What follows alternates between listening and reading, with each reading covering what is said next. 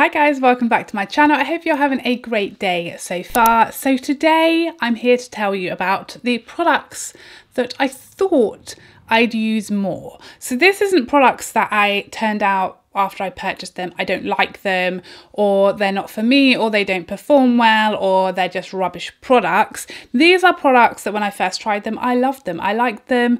I thought I'd get a lot of use out of them, but for one reason or another, that's just not the way it's turned out. I feel like this is a really helpful type of video to do because it really makes you think kind of long term about your purchases and the type of products you really find yourself using and that you use a lot. Whether if there's a certain type of product that you find that actually in reality you just don't get the use out of, maybe stop buying it, you know?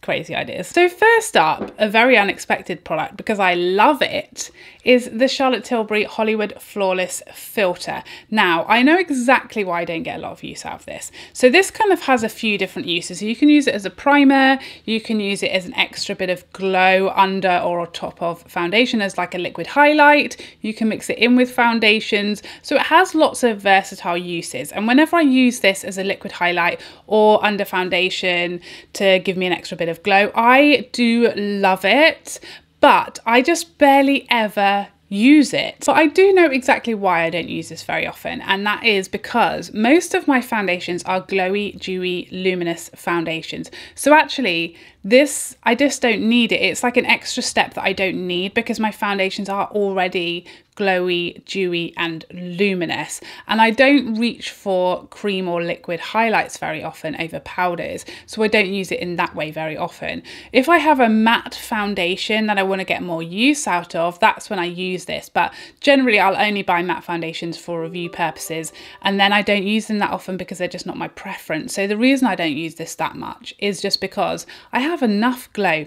I don't need any more. So next up, this Jouer lip, what is it called? A Jouer lip enhancer. So this is like a balm with colour and it's in the shade Poppy. And I thought this was gonna be like my go-to everyday in summer type of shade. And again, oh, it does smell lovely. I like it, it looks nice on. It's much more of like an orange on than I think it looked in like the promo, much more of a red. Actually there it looks much more red than the reality because it's very sheer, is much more of like an orange on the lips. I like this, it's pretty, I did enjoy it, but I've just found it's kind of fallen by the wayside because it's just not my favourite of that type of formula. I own a lot of sort of balms with colour type of formulas. I love them in the summer. I love the MAC lip tensities that they discontinued. Sadly, it's a crime. I love the YSL, you know, plumping balms or tinting balms. I love the new Fenty ones, and I feel like this just kind of comes at the bottom of the list of those types of formulas now. Not to say it's a bad one. I like it, but I don't like it as much as some of the other similar formulas. I feel like when this came out, there just wasn't that many of them, but since then, Nars have come out with their formula, Fenty have come out with their formula. You know, there've been a lot of brands that have brought out this type of product, whereas at the time it was more unique. It had less competition when I first purchased it. Next up, something from Natasha Denona that again, I love. I think it's a great product. It is her contour powder. I have the shade number 2, medium. I love this contour. It's the perfect contour shade for my skin tone. I can use it in winter and in summer. It's the perfect amount of cool. I like the formula. I think it's the nicest probably powder contour I own, but I just don't powder contour really, hardly ever anymore. I feel like if I do it, I'm doing it just to use this because I feel like it should be used, you know. I just barely ever contour at all. If I do, I tend to go in with a cream contour because I'm just wanting to make sure that my makeup is lasting, and I feel like layering creams than powders gives you a sort of more multi-dimensional, longer wearing makeup if I'm going to something like a wedding or a very long day of, you know, super glam makeup, which isn't that often. I'll tend to go more for a cream contour underneath bronzer. I just really hardly ever powder contour anymore. It's just, yeah, I've got lazy in my old age. Next up, this Nars eyeshadow primer, and this definitely is one that it just wasn't quite what I thought it was going to be. It just doesn't have the amount of pigment that I thought. I can't remember who recommended this to me. Someone recommended this to me and it's just not for me. I've kind of gone back and forth between my P. Louise base and my concealer, which is what I usually use, set with powder, trying to see if I can be an eyeshadow primer type of girl. But this one, it just doesn't give me the coverage. So although it preps my eyes nicely, kind of, for eyeshadow, I've still got discoloration, redness showing through, veins, things like that can still peek through. So for me, it just doesn't serve a purpose. And I really thought this was going to be like life-changing. But as I've used it, as time's gone on, it just doesn't quite tickle my pickle. Next up is Marc Jacobs eyeliner. So this is, what is it called? Their Highliner Gel Crayon. This is just the blacker shade, and I thought this was going to be it. And I did like it. When this first came out, I liked it. It was, you know, it's a good liner. It stays there all day. It's black. I don't know why I felt the need to swatch it. You know what black looks like. But shortly after I picked this up, my friend Mel introduced me to the milk liners, and I just way prefer them. I find the shape of this one, it's a twist up, and it's just hard to get into your waterline without, you know, poking your eye out. And as much as I liked it at first and I liked the packaging, I prefer the milk liners. So again, when this first came along, it was my favourite, but it very quickly got gazumped. An eyeshadow palette, which I really thought I would get a lot of use out of, but it just hasn't really transpired, is the Huda New Nudes palette. Again, this is one that I loved. I liked it a lot when it first came out, but you know, a lot of eyeshadow palettes, I kind of entered the eyeshadow realm a lot heavier after I picked this one up. And this is was my like safe zone of eyeshadows, these kind of mauve tones. This was definitely my thing when this came out, but I've kind of branched out quite a lot more with my eyeshadows since I bought this and been a lot more adventurous. I was introduced to my friends Pat McGrath and also Natasha Denona after I picked this up, and I've really not looked back. I much prefer those formulas to Huda's formula, so I just think at the time this seemed really special and I really loved it, but then I've just moved on in the eyeshadow sense. Jouer's blush duos. Now I actually have two of these. This is the Adore blush duo, and then I have their whatever the summer one was called, whatever that one's called. I just never reach for them, and I'm not sure why it is, because I like them. This one is much too light. You can probably see it's too light for me to use in summer. If I show you, it's just gonna look,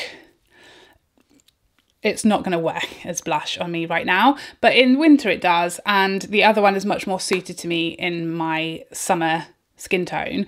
But it's just, yeah, I like them. They look beautiful on the skin, and I don't know if it's because it's a duo, so it can't fit in like my blush storage, and that is an issue for me because I like to have my things where they belong, all together in a happy family. The blush drawer, the highlight drawer. So if you go for something like this, it's not quite a palette, so it's not really going to go with my palettes in the palette holder section, but it doesn't really live with the blushes either, and I think that's the issue with these, is that they kind of have to be put in a different place to my other blushes, and that's enough to get forgotten in this house. I'm very fickle when it comes to makeup, but I really need to reach for them more because I do really like them. They're really nice formula, beautiful colours, lots of options, and I just think it is that because they just don't fit with my other blushes that I forget that they're there. I need to get them out. That is one that I need to get back out. Next up, these Glow Play blushes from MAC.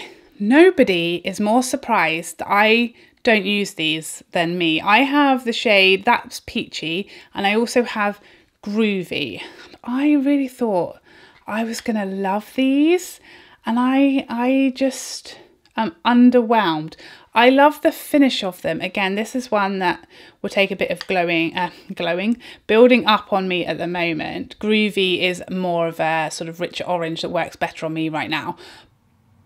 I love the finish of it. I find them a little tricky to apply because they are that creamy type of texture, so you have to be a bit careful going on top of foundation or powder. You've got to kind of use the right brush, use the right technique, which isn't something I love to think about or have to think about because I am heavy-handed, in a rush.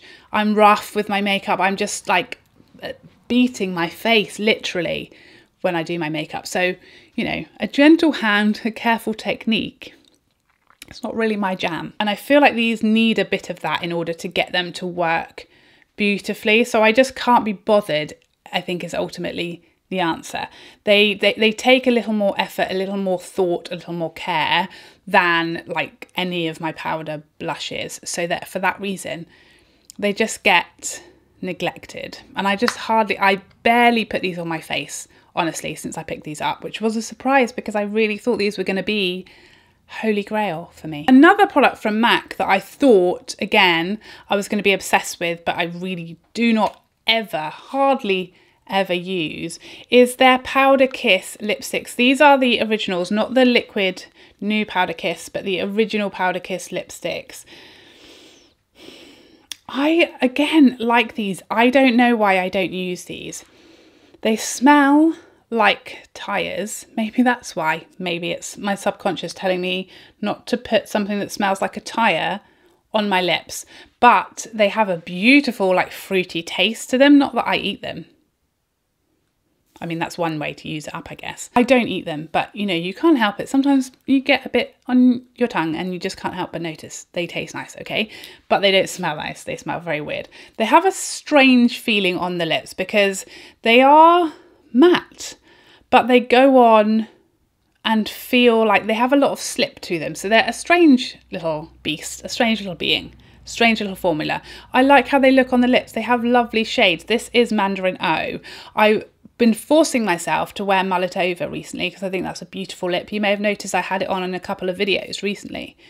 But I have to force myself to remember to use them because there's something about them that makes me choose other formulas over them. I feel as though what it is that they aren't peak in any category. So as far as a matte lipstick, they're not the most matte and the most intense as far as pigmentation if you're looking for that matte, full opacity, here to make an impact lipstick. And they're not going to not transfer and they're not going to last, you know, 24 hours through meals and drinks.